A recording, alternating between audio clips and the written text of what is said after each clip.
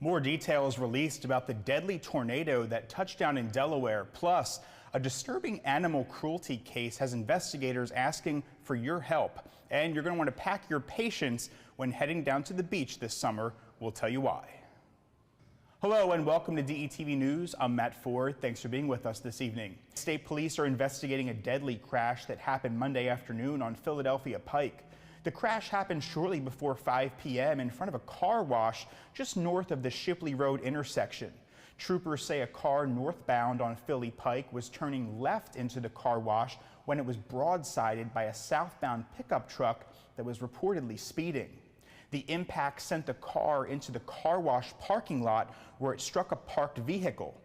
There, the driver of the car, a 42-year-old man from Chester, was pronounced dead at the scene. His passenger, a 34-year-old Wilmington woman, died at the hospital. Two people in the pickup truck, including the 29-year-old driver from Philadelphia, both suffered minor injuries. Investigators said no one involved in this crash was wearing a seatbelt. A National Weather Service survey team judged Saturday's tornado that carved through Sussex County to be the strongest in the state's recorded history. Tornado records in Delaware go back to 1950, and in that time there has only been one twister to reach the level of Saturday's storm that went through Bridgeville and Ellendale.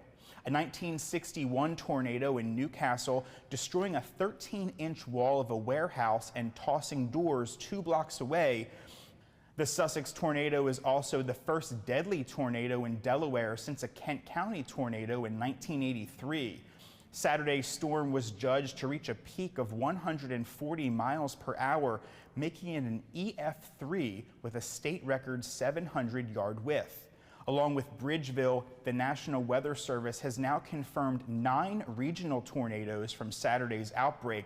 6 were recorded in New Jersey, 1 short of that state's all-time record, 1 in Pennsylvania and 1 in Calvert inside Cecil County, Maryland. Sussex County was the largest, strongest, and longest, with only 1 confirmed fatality. A home on Tucker's Road in Greenwood that was built back in 1914 felt the brunt of the storm. It's also where 79-year-old Daniel Bowell died. He was unable to escape when the tornado came blowing through. His wife of 55 years survived. In other news, authorities are asking for information surrounding an animal cruelty case in Sussex County. A week ago, a dog was found dead in Canary Creek. Detectives with Lewis Police found the animal secured to a sledgehammer. It's not clear how long the dog was in the water, and the animal did not have a tag or microchip to help track down the possible owner. Any tips related to this case should be turned over to the Delaware Animal Services by calling 302-255-4646. And on that topic, Delaware lawmakers are pushing for animal welfare to be part of the state's existing protections regarding domestic and child abuse. Noting the connection between domestic violence and animal abuse, lawmakers filed a series of bills recently that will collectively protect people and pets from dangerous situations. Various surveys and studies through the years have indicated that a large percentage of domestic and child abusers also target pets in the household, sometimes as a form of further psychological abuse. One study indicated that 75% of women who have companion animals report a history of their companion animal being mistreated or intentionally harmed by an intimate partner. This correlation means that even when officials move swiftly to protect a child or partner, animals can still face injury or worse. The bills were introduced in advance of National Child Abuse Prevention Month and Prevention of Cruelty to Animals Month. Both of those are recognized in April.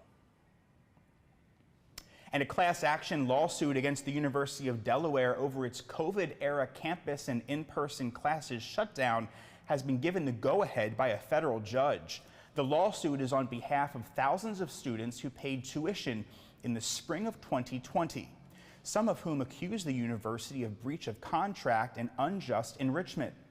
A hearing was scheduled for this week on the university's request for the judge to rule in its favor without a trial, but that has been postponed indefinitely.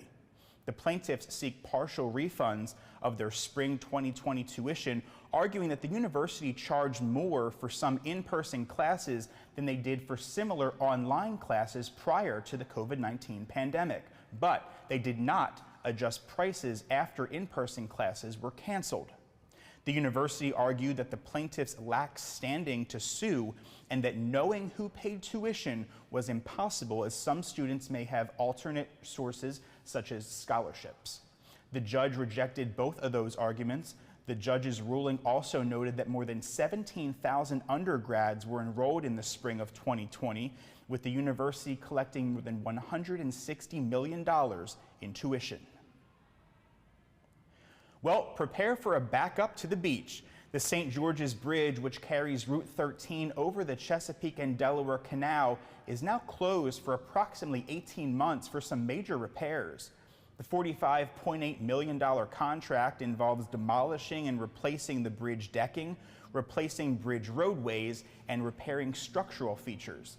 During construction, traffic will be detoured to the Roth Bridge and Delaware Route 1. Even though the bridges are just a third of a mile apart, detours will be several miles long, as you can imagine, to account for the spacing of entrances and exits for Route 1.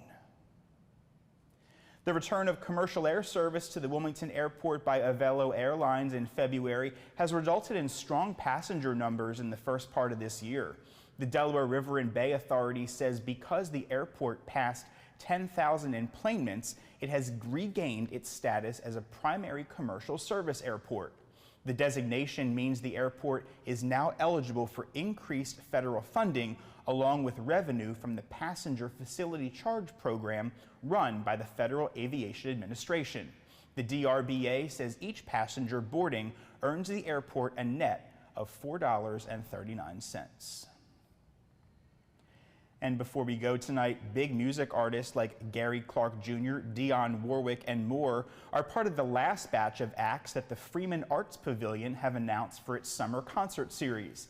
Tickets for the last and final batch of acts will go on sale this Thursday and Friday. There's an exception for Brandi Carlile, which will have their tickets go on sale at a later date. This year's summer concert series features 58 events, most of which are concerts by national touring acts. At the same time, the summer series also includes a few other events, such as live theater, dancing, and comedy performances. And as a heads up, a few of these events have already sold out, so if you're interested, you might not want to wait to get a hold of those tickets. To learn more about the Freeman Arts Pavilion, simply visit freemanarts.org. And that's all for this edition of DETV News. Make sure to follow us across your favorite social media platforms and take a look at our website. That's detvch.com. With this edition of DETV News, I'm Matt Ford. We'll see you again tomorrow.